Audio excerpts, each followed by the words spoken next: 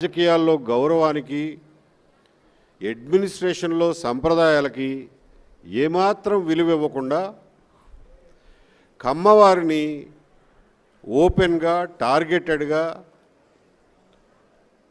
వాళ్ళని అణిచివేత ఒక యుద్ధ కార్యక్రమంలాగా యుద్ధం ప్రకటించారు. అది వీడు వచ్చిన తర్వాత జరిగినటువంటి కొత్త మార్పు. ఆ పరిస్థితుల్లో 30వ తారీఖున ప్రమాణ స్వీకారం చేశాడు.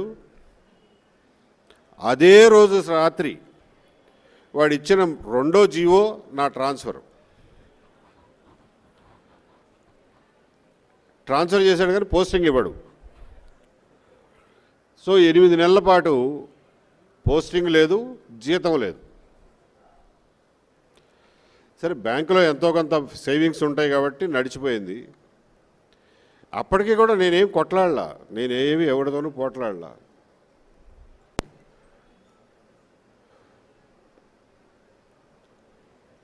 అజయ్ కల్లాం దగ్గరికి 2-3 సార్లు పోయి, ఏమంటే పోస్టింగ్ ఇవ్వకపోయారు, బాగానే ఉంది, మరి జీతం కూడా ఇవ్వకపోతే ఎట్లా బతుకుతామయ్యా, మేమేమి అంత ఆస్తులు ఉన్న వాళ్ళం ఏం కాదు, అదిగాక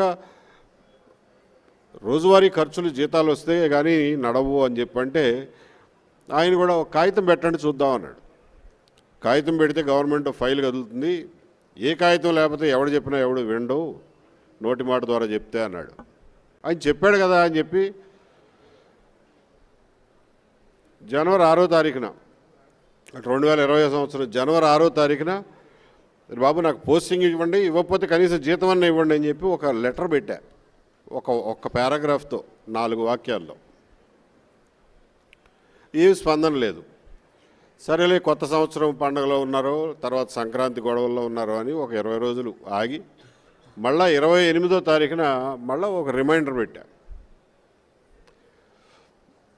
అంతవరకే, నేనేమి కొట్లాడలా ఎవరితోనూ.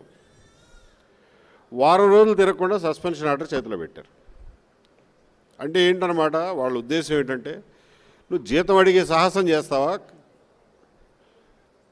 కాగితం ఇన్ రైటింగ్ మమ్మల్ని కాగితం పెట్టి మాకు జీతం ఇమ్మని చెప్పి అడుగుతావా అనే అహంకార ధోరణిలో ఉన్న ప్రభుత్వం ఆ రోజున. మీకు సందర్భం చెప్తున్నాను, ఎందుకంటే నాకు కూడా ఒక రకంగా కొన్నిసార్లు ఆలోచిస్తే చిన్నతనంగా అనిపిస్తుంది. ప్రభుత్వోద్యోగులం, ప్రభుత్వం మీద ఇంతలా కొట్లాడడం ఏంట్రా బాబు, ఆ అవసరం ఎందుకు కలిగిందా అని చెప్పి కొన్నిసార్లు బాధ కలుగుతూ ఉంటుంది. సస్పెండ్ చేశాడు. సరే, సస్పెండ్ చేస్తే దాంట్లో ఏం కాగితం ఉందో అది ఒక అధికారిక ప్రాసెస్. సస్పెండ్ చేస్తే అరే బాబు నీ మీద ఈ అభియోగాలు అనేది చెప్పాలి. ఏమీ చెప్పకుండా 2 ముక్కల్లో యువర్ ప్లేస్డ్ అండర్ సస్పెన్షన్. నన్ను ఎందుకు సస్పెండ్ చేశారో తెలుసుకోవడానికి నేను కోర్టుకు పోవాల్సి వచ్చింది. కారణాలు చెప్పండి రా బాబు అని. ఇది ఒక పక్కన నలుగుతూ ఉండగా బయట రాజకీయ వాతావరణంలో చూసాం మనందరం. ఒక తుచ్చుడు, వాడు కుర్చీలో కూర్చునే కుర్చీ కాలి గోటికి కూడా సరిపోని తుచ్చుడు కరోనా కాదు ఇది కమ్మరోనా అంటాడు.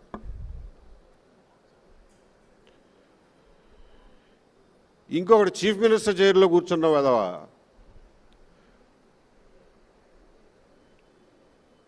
ఎలక్షన్ కమిషనర్కి కులాన్ని ఆపాదించి ఆయన నిర్ణయాన్ని కులానికి అంటగడతాడు. మళ్ళీ వాడే అదే నోటితో వ్యాక్సిన్ కనిపెడితే ఆ వ్యాక్సిన్కి కూడా కులాన్ని అంటగడతాడు. ఒక క్రికెటర్ని తీసుకొచ్చి నాకు సెలక్షన్ రావడానికి కమ్మోడు కారణం, వాడు సెలెక్టర్గా ఉండటం వల్ల నేను టెస్ట్ సిరీస్కి ఆడలేకపోయానని చెప్పి వాడితో చెప్పిస్తాడు. Which is completely false. అందులో ఏమన్నా నిజం ఉంటే అనుకోవచ్చు, విచ్ ఈజ్ కంప్లీట్లీ ఫాల్స్. ఆ వాతావరణంలో మనం ఆ రోజున బ్రతికాం.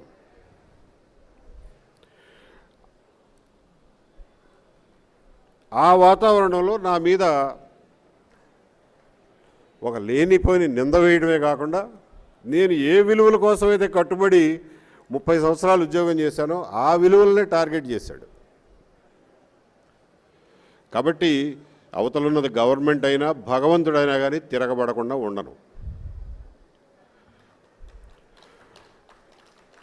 ఆ పరిస్థితుల్లో తిరగబడాల్సి వచ్చింది. తన వల్లే ఈరోజు చంద్రబాబు నాయుడు ముఖ్యమంత్రిగా ఉన్నాడు, ఆయన ఇంకా ఉండాలి అనుకుంటున్నాడు పవన్ కళ్యాణ్. కానీ పవన్ కళ్యాణ్ని కూడా దావోస్కి తీసుకువెళ్ళలేదు అంటే తన కొడుకుని ప్రమోట్ చేసుకోవడానికి పవన్ కళ్యాణ్ అడ్డొస్తాడని ఇక్కడే వదిలేసి, దానికి అవసరమైన మంత్రులను కూడా ఇక్కడే వదిలేసి తండ్రి కొడుకులు ఇద్దరు అక్కడికి పోవటం మనం గమనించాం. అంటే వీళ్ళు ఈ యొక్క దావోస్కి వెళ్ళి పెట్టుబడులు తేలేకపోవడానికి కారణం ఏంటంటే ఈరోజు అందరి మధ్యలో ఒకటే, ఈ లోకేష్ రెడ్ బుక్ పాలనే దీనికి కారణమని. ఎందుకంటే మీరు చూస్తే ఈ రాష్ట్రంలో ఎవరైనా పెట్టుబడులు పెట్టాలి అంటే ఒక ఇన్సిడెంట్ గుర్తొస్తుంది. ముంబై నుంచి ఒక జూనియర్ ఆర్టిస్ట్ని తీసుకొచ్చి ఏ విధంగా ఆవిడతో తప్పుడు కేసులు పెట్టించి జిందాల్ లాంటి పారిశ్రామికవేత్తల్ని బెదిరించి బ్లాక్మెయిల్ చేశారు. మరి ఈ విధంగా పారిశ్రామికవేత్తల్ని బెదిరించి బ్లాక్మెయిల్ చేస్తే ఈ రాష్ట్రంలో ఎవరైనా పెట్టుబడులు పెట్టడానికి వస్తారా అని నేను అడుగుతున్నా. అలాగే ఐపీఎస్ అధికారులు సీనియర్ మోస్ట్లు ఆంజనేయులు గారు, సంజయ్ గారు, ఠానా గారు, విశాల్ గున్ని లాంటి ఐపీఎస్ ఆఫీసర్ల మీద కూడా కక్ష సాధింపుగా కేసులు పెట్టి వేధిస్తే ఈ రాష్ట్రంలో ఎవరైనా పెట్టుబడులు పెట్టడానికి వస్తారా అని నేను అడుగుతున్నాను. అలాగే ఐఏఎస్ ఆఫీసర్లకు కూడా 7 నెలలుగా కొంతమందికి పోస్టింగ్లు ఇవ్వకుండా వాళ్ళని వేధిస్తూ వాళ్ళని జైల్లో పెడతామని బెదిరిస్తూ ఈరోజు చంద్రబాబు నాయుడు ప్రభుత్వం డెసిషన్స్ తీసుకుంటుంటే ఎవరైనా పెట్టుబడులు పెట్టడానికి వస్తారని నేను అడుగుతున్నా. ముఖ్యంగా ఈ రాష్ట్రంలో మీరు చూస్తే ఆడపిల్లలు, చిన్న పిల్లల మీద అత్యాచారాలు, అఘాయిత్యాలు, అలాగే హత్యలు జరుగుతుంటే అలాంటి రాష్ట్రంలో ఎవరైనా పెట్టుబడులు పెట్టడానికి వస్తారని నేను అడుగుతున్నా.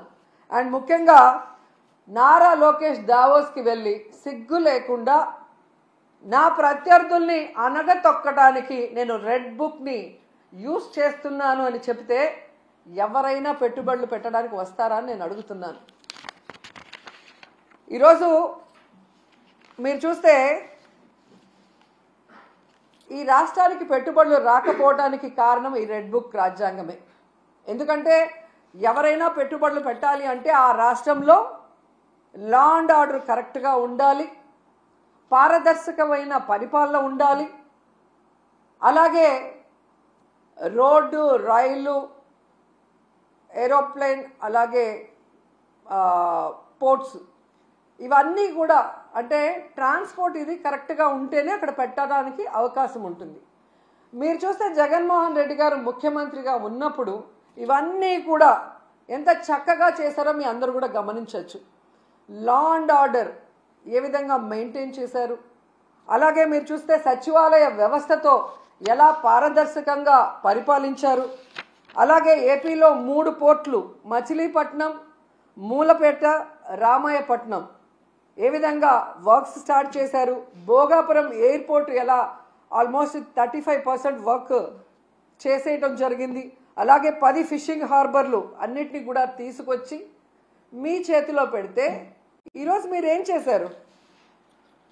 జగనన్న పారిశ్రామికవేత్తల కోసం రెడ్ కార్పెట్ వేసి ఫ్రెండ్లీ స్టేట్గా ఇన్వెస్ట్ చేయడానికి దాన్ని ఏర్పాటు చేసి మీ చేతికి ఇస్తే ఈరోజు మీరు రెడ్ బుక్ రాజ్యాంగం అంటూ రాష్ట్రంలో ఈరోజు లా అండ్ ఆర్డర్ లేదు, రోడ్డు పైనే నరికేస్తున్నారు మనుషుల్ని.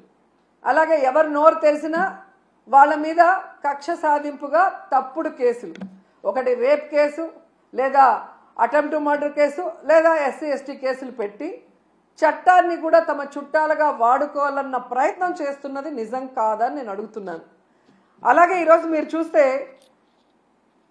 ఈ చంద్రబాబు నాయుడు, లోకేష్ చేస్తున్న పనుల వల్ల ఈ రాష్ట్ర ఇమేజ్ దెబ్బతినటం వల్ల ఈరోజు దావోస్లో పారిశ్రామికవేత్తలు ఒక్కటంటే ₹1 కూడా మనకి MOE చేయకపోవడం చాలా బాధాకరం.